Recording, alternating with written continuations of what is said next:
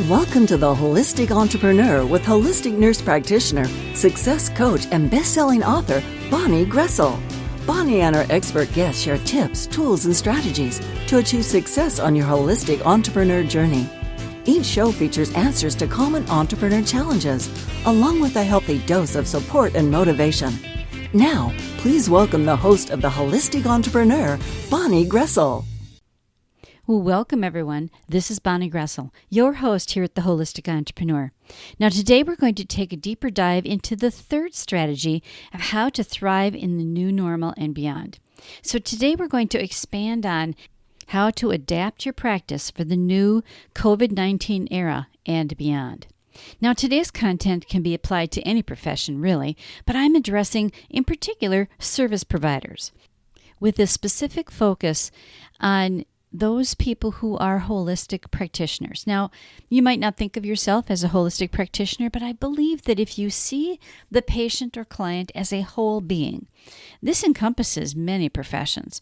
You might be a biological dentist, a chiropractor, a physical therapist, an acupuncturist, a naturopath, a health coach, or some other type of healthcare provider.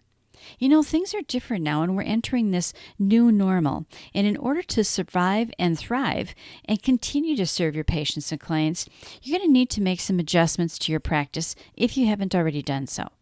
Now, there's tremendous opportunity for those who are willing to make these changes because not everybody's going to, and not everybody, sadly, is going to make it. So if you want to be there for your patients and your clients, then this is stuff you really need to pay attention to. Now, of course, before we get into our content, I always want to make sure that I take time to thank you for taking your time to be here. I know that time is our most precious asset, and so I really value that, and I want to make sure that you feel that your time was well spent when you come to the show.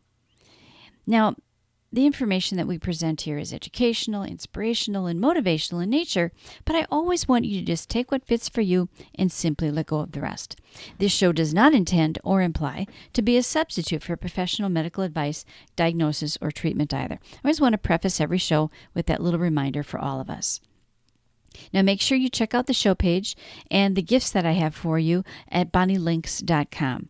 It's that webpage that I created to offer you special free gifts and especially gifts to help you through this time. There's some from me and some from my colleagues, and you just want to check that out. And I also put the angel reading for each month at the top of the page, so that's always there in video form for you as well.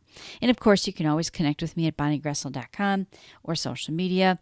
At bonniegroessl.com, I archive all the podcasts and have extra information about the company that my husband and I run, M&B Global Solutions. So if you want to check that out, that's there for you. Now let's talk about how you can adapt your practice for your patients and clients in this new era. I'm excited to share this content with you today. Well, welcome to the last in this series about ways to thrive in the new normal and grow your practice. Today we're going to talk about adjusting your practice to the new normal. So here's what we're going to cover. We'll talk about the effective ways to communicate patient safety in this COVID-19 era. How to use automated tools to save time and increase patient safety. How to add touchless communication and digital signatures to your practice so that you can create a hybrid practice of brick and mortar with virtual services. So let's get going on our topic for today. First of all, I want to talk with you a little bit about relationships and communication. I think it's important to reach out to your inactive patients if you haven't already done that. You can reactivate them sometimes by simply communicating with them and showing them that you care. Sending an email, sending a card or a postcard in the USPS mail, or calling and communicating with inactive patients, just showing that you care makes a big difference. It can really reactivate those inactive folks. It puts you back on the radar screen, and most importantly, it shows that you're thinking about them and you care. Let them know what you're doing about patient safety and that you're open for business if you are, or what your plans are in the near future if you're one of those practices that has not opened yet. And let them know if you're available to see them, whether it's for regular visits or only on an emergency basis. You want to let them know how things will be different now that, we've entered this COVID-19 era and things will probably never be the same. I know that you're making adjustments to your practice, but they don't know that. So let them know what kinds of changes they might see. Many times people don't even know if you're open, much less how things have changed.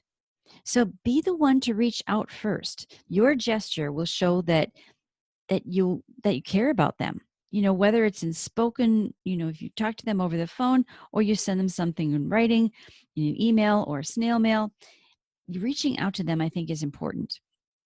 And then effectively communicating your focus on patient safety. What has changed? I mean, this is critical right now. People need to feel comfortable and know that you're providing for their safety, not just taking care of their healthcare needs. Research shows that about 50% of the population today is still really nervous about getting COVID, and they're anxious. And true, there's pent up demand right now. So once your doors are open, you may have a floodgate of people who've been waiting for their appointments. But in order to keep that stream of patients going and to keep your schedule full, you also need to reach out to those people who are fearful. And so let them know what you're doing about it. This can be done through email, on your website, in social media, a paper that sits on your reception desk for when they check in, the video. I mean, it can be done in a multiple of ways. And I would suggest that you do it in a multiple of ways because you'll reach the most people that way. Doing a welcome video and conveying that you're on top of things is a great way to engage with them and to provide the information at the same time. And then support and nurture your current patient database. Don't forget about them, right? You reach out to the inactives, but your active patient database, those are your loyal patients. Follow up with them with consistent communication, like a newsletter or a podcast or a blog. You don't want to be out of sight, out of mind. Let them know that you care about them.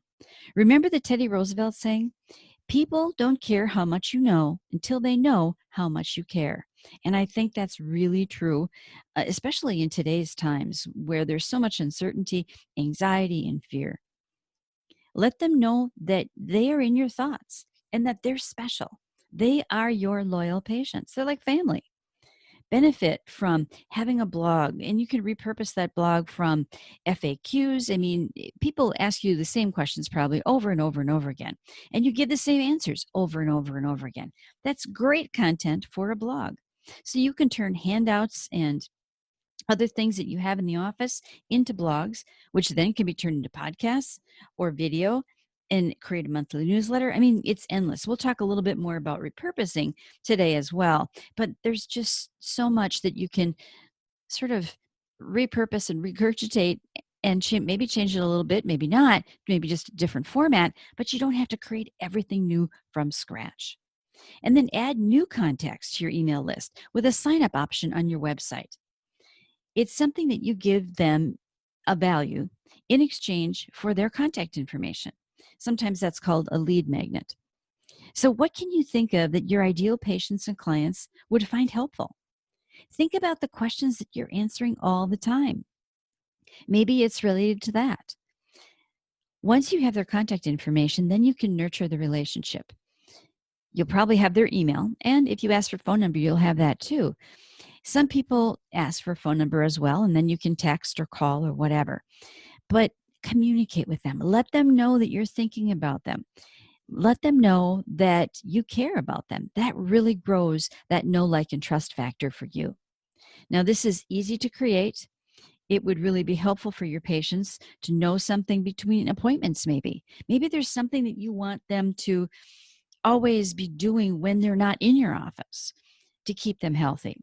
Share that information. I mean, what are some tips or ideas that they can easily do to keep them as healthy as possible? Now, your unique marketing team is really your patients. So encourage your current patients to leave reviews. Your current patients and clients can be your own marketing team, but you have to make it easy for them. There are tools that you can use. People can leave a voice review on your website, or you can ask them to leave a review on Google. But always ask for an honest review and thank them when they do. Maybe when they come in the next time, or send them a little thank you card or something that lets them know that you saw their comment.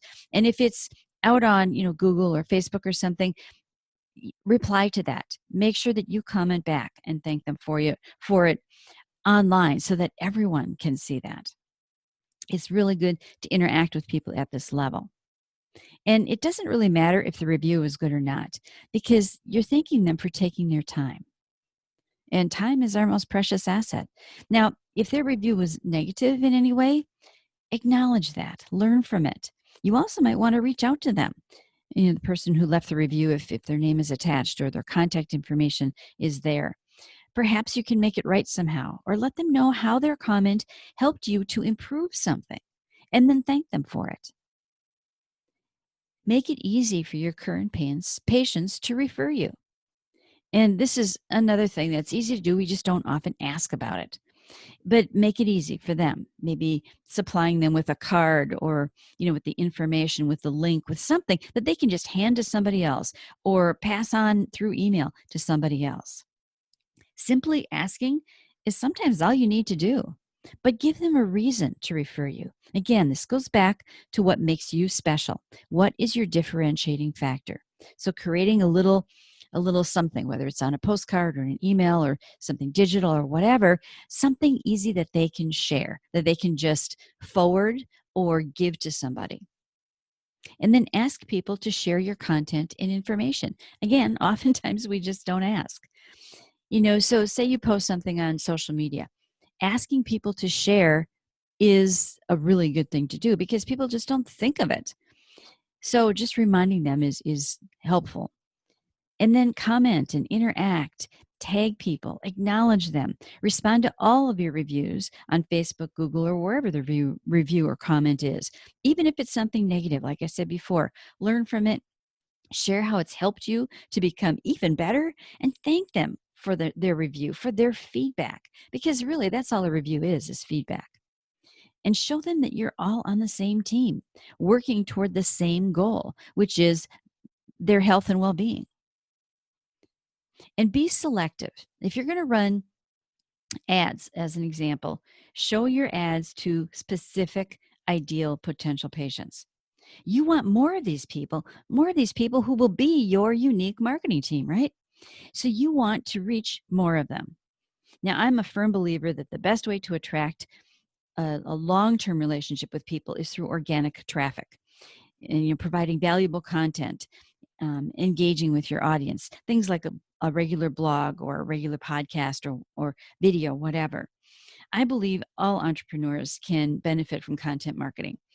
Now, if you want leads and new potential patients fast, then paid advertising is probably the way to go. Now, I encourage you, though, to be selective and targeted. You don't just want anyone as a new patient or client. You want more of those ideal patients who then become lifetime patients and refer you to other people. You know who I mean, right? You love seeing their name in the schedule. It puts a smile on your face. Your objective is to obtain qualified leads that turn into long-term relationships with patients and clients that you love working with. And then organic traffic works hands down for the long haul. So I usually encourage people to do both.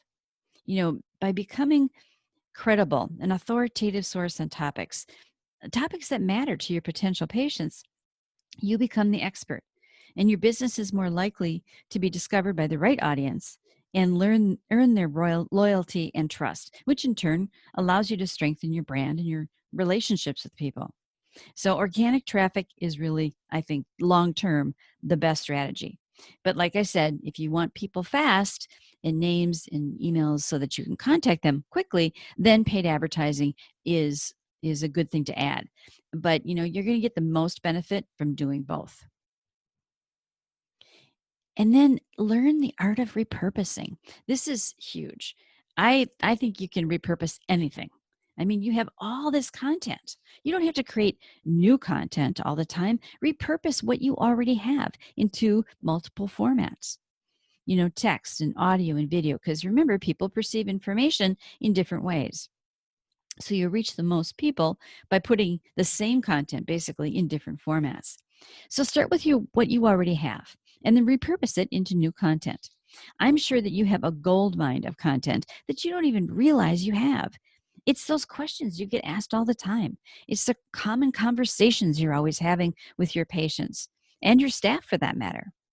Interacting with your patients gives you insight into what they want to know, right?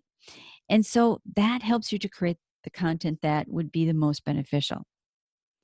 Remember, people look in different places, people have different preferences. So the more you get the same basic stuff out there, the better it is. So change it up a bit, publish it in a different place or a format. Now, here's a little techie tip. If you do a video recording of yourself on Zoom, as an example, which is a free software, it will create both an audio and a video file automatically at the same time. So there you have two pieces of content right there without doing anything extra. Just download both the audio and the video and put them in the appropriate places. FAQs and patient handouts can become blogs, social media posts, handouts can become ebooks, or even an online course. There's so many things that you can do with the content that you already have. And then make your blog work overtime. If you have a blog, and if you don't, I would encourage you to think about having one. But if you have a blog, you can repurpose, FAQs and handouts into blogs if you're looking for content. But there's such great benefit in having a blog that we've talked about lots of times throughout this training series. Videos and podcasts and creating monthly newsletters with that same content. You start with that blog or that beginning piece of information and make it into all kinds of other things. And by the end of the year, you could also do, I've done this before, a best of. So you could take the best tips, the best things from the blogs that you've written throughout the year and do a summary for the year, a 2020 summary or a recap of the year. And then you can post that to your website, to social media, put it in another newsletter, share it with other people's social media. If you're in other groups, sharing it there as well. And then feature blog excerpts in your newsletter and social media. Post this content. If you have a blog, post it in various places. Now, one little tip here, don't post exactly the same blog in two different websites, because search engines such as Google will see that as spam and that you're like gaming the system. So make sure you tweak it a little bit if you're going to do the same thing, or just share an excerpt with a link to the entire thing that's on your website. That's fine. Just don't have this exact same thing, the whole thing, in two different places. You can make some changes to a blog and post it, again as well. Maybe there's an update. People update books and magazine articles and things all the time. You can do the same thing with your blog. What I would do as a suggestion is, if you do that, to highlight a different keyword, so that it's really being picked up in a different way. Again, it gets you the most exposure. And then share curated content. Not all of your content has to be originally yours. Using content from other sources is perfectly fine. Just make sure that you credit them. This is called curated content. Now, this also adds a credibility lift to you because it shows people that you're up on the current information. If you use content from a training, seminar or something that you've attended, while it's still nice to give credit, verbal information at a conference is not copyright protected, just so that you know that. So what you hear is your interpretation and understanding of the content, and that part is yours. So copyright does not protect ideas, concepts, systems, or methods of doing something. It protects intellectual property, like authors, literary, drama, music, artistic, poetry, novels, all that sort of stuff, but not the ideas that are shared at a workshop or a conference or convention that you were attending. So it's still nice to give, credit, and it also maybe adds to your credibility because it shows you went to this conference, but that part of it is not copyright protected, just so that you know that. And then add virtual options for people. Creating virtual options is key in this time in our lives for a number of reasons. I mean, it's ease, it's convenience, it's safety. So create online forms and touchless signatures. Think current times. Think safety concerns. Going paperless with the routine forms that you have, at least those. Allowing electronic signatures provides for safety, efficiency, automation. There's less paper to recycle and shred. You save some trees. There are so many benefits. There's really not a reason to not do this. There really isn't a reason not to do it. Now, there are several options to provide forms and such with HIPAA compliant securities. And, HIPAA is also changing a little bit post COVID-19. I think they're finding that they need to make some changes based on what reality is today. But there are all kinds of software options and forms that provide for HIPAA compliance. So if that's something you're concerned about, there's a way to do it. And then offer automated scheduling. This has mostly to do with ease. Make it easy for your patients. A lot of people don't want to have to wait till the office is open. They make themselves a note so that they try to remember to call, and life gets in the way and they forget. So find if they can make an appointment right on your computer, on their computer, on your website, it makes it so much easier for them. They can find a time that you're available on your website. They can schedule an appointment, or at least request to schedule an appointment. You can also do this in your Facebook page. There's a way to take appointments there as well. There are ways to deal with privacy issues when doing this online, and more services are beginning to put those in place now. But if they're just making an appointment, there's no health information that's shared, then really HIPAA issues aren't a concern. And then offer options for virtual consultations. Things like counseling and teaching. Given people's fears, not to mention the time savings for both of you and your patients, incorporating virtual services for things like triage, emergency issues, to see if it's a true emergency or if it can wait. Consults without the true final diagnosis are really the way of the future. Now, this isn't meant to diagnose, but in any type of an intake, there's a lot of history taking and evaluation, which you don't even have to touch the patient, right? So I would say those things can easily be done online within HIPAA guidelines, depending on what system or software you use. There are tons of them out there that you can integrate with your patient. Maybe you can integrate it with your current patient management system. And then later they can be booked for a one-on-one office visit for a more thorough evaluation where you do have to touch the person or do an exam of some type. Certainly things like follow-up care, teaching, test results, all of those things can be accomplished online or even on the phone. People often ask me about older people and are they able to do this? Well, the truth of the matter is most people, even my 80-year-old parents, have a smartphone or a tablet that they can do this on. So it is the number of people who can't do it isn't as big as you would think. But this is really just an option. They can still do it the regular way, but having this as an option for people, I think, is really important and will help to set you apart because not everybody's doing this right now. So be one of the first. Offering this option to me, I think, is necessary, in my opinion. And then offer the ability to pay online.